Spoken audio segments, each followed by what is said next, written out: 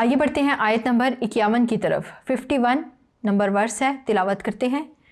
तुरजी मन तशाअ मिनहुन्ना व तुवी इलैका मन तशाअ व मन इब्तगैता मिम्मन अज़लता फला जुनाहा अलैका ज़ालिका अदना अन तक़र्र अयुनुहुन्ना वला यहज़न्ना व यरदयना बिमा आतैतहुन्ना कुल्लुहुन वल्लाहु यअलमु मा फ़ी क़ुलूबिकुम व कानल्लाहु अलीमन हलीमा। लफ्ज़ी तर्जुमा करते हैं। तुरजी ढील दे तू, मन जिसको, तशाउ चाहे, मिनहुन्ना उनमें से, व तुवी और जगह दे, इलैका अपनी तरफ, मन जिसको तशाउ चाहे, व और मन जिसको, इब्तगैता बुलवा भेजे तू, मिम्मन उनमें से के, अज़लता किनारा कर दिया था तुमने, फला पस नहीं, जुनाहा गुना, अलैका तुम्हारे ऊपर, ज़ालिका ये, अदना बहुत नज़दीक है, अन इससे के, तकर्रा ठंडी रहें, आयुनुहुन्ना आँखें उनकी, व और ला नहीं, यहज़न्ना गम खाएं, व और यरदैना राज़ी रहें, बिमा साथ उस चीज़ के आतैतहुन्ना दिया है तूने उनको, कुल्लुहुन सबको, व और अल्लाहु अल्लाह यअलमु जानता है, माँ जो कुछ फ़ी बीच या में, कुलूबुकुम तुम्हारे दिलों में है, व और काना है अल्लाहु अल्लाह अलीमन जानने वाला, हलीमन तहम्मुल वाला। आइए बढ़ते हैं इस आयत मुबारका की बामुहावरा तर्जुमा की तरफ। और तुमको ये भी इख्तियार है कि जिस बीवी को चाहो अलहदा रखो और जिसे चाहो अपने पास रखो, और जिसको तुमने अलहदा कर दिया हो अगर उसको फिर अपने पास तलब कर लो तो तुम पर कुछ गुनाह नहीं। ये इजाज़त इसलिए है कि उनकी आंखें ठंडी रहें और वो गमनाक ना हों, और जो कुछ तुम उनको दो उसे लेकर सब खुश रहें, और जो कुछ तुम्हारे दिलों में है अल्लाह उसे जानता है, और अल्लाह जानने वाला और तहम्मुल वाला यानी बुर्दबार है। आइए बढ़ते हैं इस आयत मुबारका के मफ़हूम की तरफ। इस आयत मुबारका में रसूलुल्लाह सल्लल्लाहु अलैहि वसल्लम को एक और इख्तियार दिया जा रहा है। जैसा कि पिछली आयत में निकाह के मामले में कुछ इख्तियारात दिए, तो इस आयत मुबारका में एक और इख्तियार दिया गया, और वो क्या है? वो है अज़वाजे मुतहरात में बराबरी का सलूक। तो रसूलुल्लाह सल्लल्लाहु अलैहि वसल्लम को उसमें इख्तियार दिया गया है कि आप सल्लल्लाहु अलैहि वसल्लम जिसको चाहें अपने पास रखें और जिसको चाहें खुद से दूर कर दें, या जिसको खुद से दूर कर दिया है चाहें तो उसको अपने करीब कर लें। ये तमाम मुसलमानों के लिए नहीं है, ये सिर्फ़ और सिर्फ रसूलुल्लाह सल्लल्लाहु अलैहि वसल्लम के लिए है। यानी आम मुसलमानों के लिए अपनी अज़वाज के दरमियान बराबरी रखना फ़र्ज़ है, इंसाफ करना फ़र्ज़ है। तो यहाँ रसूलुल्लाह सल्लल्लाहु अलैहि वसल्लम को एक छूट दी गई, एक रुख्सत दी गई। रसूलुल्लाह सल्लल्लाहु अलैहि वसल्लम को ये रियायत बिला वजह या बेसबब नहीं दी गई। इसकी एक हिकमत है, इसकी एक वजह है। जैसा कि रसूलुल्लाह सल्लल्लाहु अलैहि वसल्लम आखिरी नबी हैं, आप सल्लल्लाहु अलैहि वसल्लम पर उस एतबार से सबसे ज़्यादा ज़िम्मेदारियाँ थीं। तो अगर आप सल्लल्लाहु अलैहि वसल्लम अज़वाज मुतहरात के दरमियान भी इंसाफ करने की कोशिश करते, तो यहाँ पर इंसानी जहन थकावट का भी शिकार हो जाता है। वो ये सोचने लगता है कि मैंने इस बीवी को इतना वक्त दिया, उस बीवी को इतना वक्त ना दिया तो अल्लाह ताला की पकड़ होगी। तो अल्लाह ताला ने इस मामले में उनको रुख्सत दे दी कि आप सल्लल्लाहु अलैहि वसल्लम जिस बीवी के पास चाहें जाएं, जिसके पास चाहें ना जाएं, जिसको चाहें अपने पास रखें, जिसको चाहें खुद से दूर कर दें, या जिसको खुद से दूर कर दिया है उसको अपने पास ले आएँ। ये सिर्फ़ और सिर्फ रसूलुल्लाह सल्लल्लाहु अलैहि वसल्लम के लिए इसलिए है ताकि आप सल्लल्लाहु अलैहि वसल्लम पर ज़िम्मेदारियों का बोझ ना पड़े, आप सल्लल्लाहु अलैहि वसल्लम ज़हनी सुकून के साथ तबलीग़ दीन करते रहें। रवायात में आता है कि इस आयत के नज़ूल के बाद भी आप सल्लल्लाहु अलैहि वसल्लम का तरीक़ेकार यही था कि आप सल्लल्लाहु अलैहि वसल्लम ने बारियाँ रखी थीं और बारी बारी हर ज़ौजा मुतहरा के पास जाते थे, और अगर किसी वजह से किसी बीवी की बारी के दिन दूसरी के पास जाते तो उससे इजाज़त लेकर जाते थे, और जिस बीवी की बारी का दिन होता उसके सिवा किसी दूसरी बीवी को छूते तक ना थे। यहाँ तक कि बीमारी के आखिरी अयाम में भी आप सल्लल्लाहु अलैहि वसल्लम अपनी तमाम अज़वाज की इजाज़त से हज़रत आयशा रज़ियल्लाहु ताला अन्हा के साथ रहे। हज़रत सऊदा रज़ियल्लाहु ताला अन्हा बहुत बुज़ुर्ग थी, उन्होंने अपनी खुशी से अपनी बारी हज़रत आयशा रज़ियल्लाहु ताला अन्हा को दी थी। तो इस आयत मुबारका में रसूलुल्लाह सल्लल्लाहु अलैहि वसल्लम को रुख्सत मिल जाने के बाद भी कभी आप सल्लल्लाहु अलैहि वसल्लम ने अपनी बीवियों के दरमियान में नाइंसाफ़ी नहीं की, बल्कि सारी ज़िंदगी आप सल्लल्लाहु अलैहि वसल्लम ने इस रुख्सत का फ़ायदा ही नहीं उठाया। इसी हवाले से कुछ अहादीस हैं आपके सामने पेश करते हैं।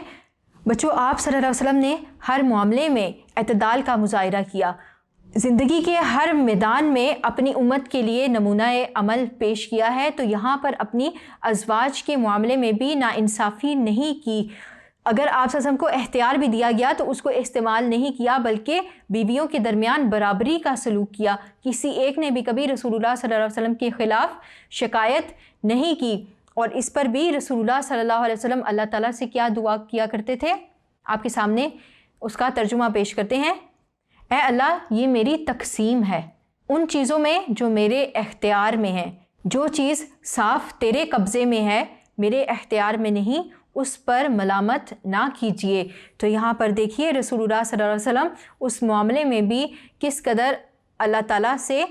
ڈرتے تھے کہ کہیں ان کی مواخذت نہ ہو جائے، کیونکہ آپ صلی اللہ علیہ وسلم بلا شبہ بہت زیادہ انصاف پسند تھے، اپنی بیویوں کے درمیان برابری کا سلوک کرتے، لیکن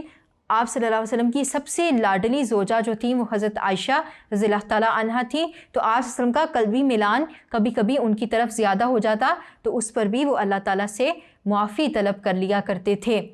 اگلی حدیث مبارکہ کی طرف بڑھتے ہیں۔ حضرت عائشہ رضی اللہ تعالیٰ عنہا فرماتی ہیں کہ جب حضور صلی اللہ علیہ وسلم اپنی آخری بیماری میں مبتلا ہوئے اور نقل و حرکت آپ صلی اللہ علیہ وسلم کے لیے مشکل ہو گئی، تو آپ صلی اللہ علیہ وسلم نے سب بیویوں سے اجازت طلب کی کہ مجھے عائشہ رضی اللہ تعالیٰ عنہا کے ہاں رہنے دو، اور جب سب نے اجازت دے دی تب آپ صلی اللہ علیہ وسلم نے آخری زمانہ حضرت عائشہ رضی اللہ تعالیٰ عنہا کے حجرے میں گزارا۔ اسی طرح ایک اور روایت آپ کے سامنے بیان کرتے ہیں، رسول اللہ صلی اللہ علیہ وسلم کا کسی بیوی کو باری سے محروم کرنا ثابت نہیں ہے، اس سے صرف حضرت سعودہ رضی اللہ تعالیٰ عنہا مستثنی ہیں، جنہوں نے خود اپنی باری بخوشی حضرت عائشہ رضی اللہ تعالیٰ عنہا کو بخش دی تھی، کیونکہ وہ بہت زیادہ سن رسیدہ ہو چکی تھیں۔ اسی طرح ایک اور حدیث مبارکہ ہے، حضرت عائشہ رضی اللہ تعالیٰ عنہا نے فرمایا رسول اللہ صلی اللہ علیہ وسلم باریوں کی تقسیم میں ہم میں سے کسی کو ترجیح نہ دیتے تھے، اگرچہ کم ہی ایسا ہوتا تھا کہ آپ صلی اللہ علیہ وسلم ہاں نہ جاتے ہوں، مگر جس بیوی کی باری کا دن ہوتا تھا اس کے سوا کسی دوسری بیوی کو چھوتے تک نہ تھے۔ تو بچوں، یہ تھا رسول اللہ صلی اللہ علیہ وسلم کا اپنی 11 ازواج مطہرات کے حوالے سے معاملہ۔ رسول اللہ صلی اللہ علیہ وسلم کی ایک حدیث مبارکہ کا مفہوم ہے کہ آپ صلی اللہ علیہ وسلم کو ایک عام آدمی کے مقابلے میں بہت زیادہ طاقت دی گئی ہے، تو ایک آدمی کو اگر 4 بیویوں کی اجازت ہے تو آپ صلی اللہ علیہ وسلم کی طاقت کے حساب سے آپ صلی اللہ علیہ وسلم کے لیے 11 بیویاں بھی کم ہی تھیں۔ اور اس پر آپ یہ دیکھیں کہ رسول اللہ صلی اللہ علیہ وسلم نے پہلا نکاح کب کیا؟ 25 سال کی عمر میں۔ کس کے ساتھ کیا؟ حضرت خدیجہ رضی اللہ تعالیٰ عنہا سے، جن کی عمر 40 سال تھی اور جو 2 دفعہ بیوہ ہو چکی تھیں اور جن کے بہت سارے بچے بھی تھے۔ تو رسول اللہ صلی اللہ علیہ وسلم پر جو مستشرقین ہیں وہ تعدد ازواج یعنی بہت زیادہ شادیاں کرنے کا اور خواتین کا شوق رکھنے کا الزام لگاتے ہیں۔ کیا یہ الزام آپ صلی اللہ علیہ وسلم کے لیے مناسب ہے؟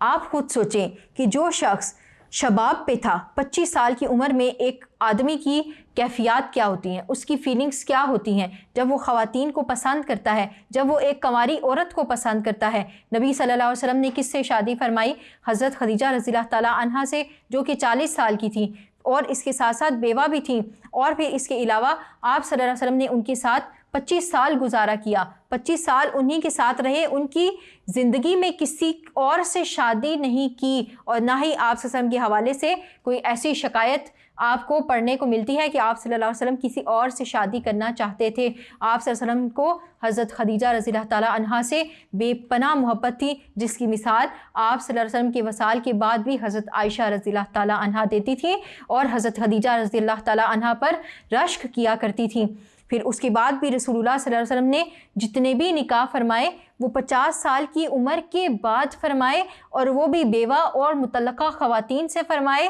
اور حضرت عائشہ رضی اللہ تعالیٰ عنہا سے ہی وہی ایک اکلوتی کنواری بیوی تھی، اور ان سے بھی جو نکاح فرمایا گیا تو وہ دین کی تبلیغ و اشاعت کے لیے فرمایا گیا کہ وہ کم سن تھیں، وہ رسول اللہ صلی اللہ علیہ وسلم سے زیادہ سیکھ سکتی تھیں اور اپنے ذہن میں باتوں کو، آپ صلی اللہ علیہ وسلم کے ارشادات کو، احادیث کو محفوظ کر کے امت تک پہنچا سکتی تھیں۔ تو بچوں، یہاں پر آپ کو یہ بات بتانے کا مقصد یہ ہے کہ جب بھی آپ کے سامنے اس طرح کی کوئی بات آئے، رسول اللہ صلی اللہ علیہ وسلم کی ذات پر کوئی حملہ کیا جائے، تو آپ کو اس بات کا علم ہو اور آپ اپنے نبی محمد مصطفیٰ صلی اللہ علیہ وسلم کا دفاع کر سکیں۔